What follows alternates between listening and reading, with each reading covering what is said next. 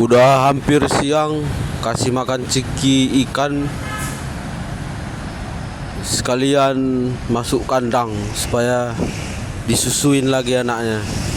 Seperti saya bilang sering, kalau nggak masuk kandang anaknya nggak dikasih susu,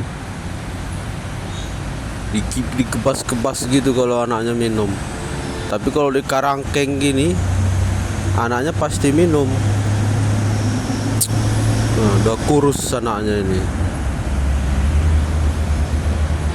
Ya, minum susu, minum.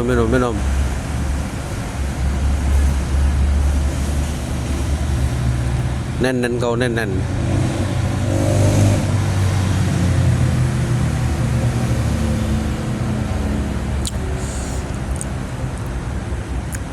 Makan Ciki.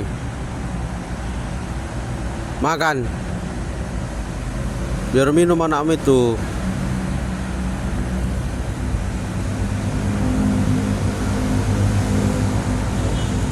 Nah, nggak bisa diam kalau anakmu mau minum. Makan itu, makan. Biar diam kau. Nah, diam. Ciki, anakmu mau minum itu. Kucing macam apa kau?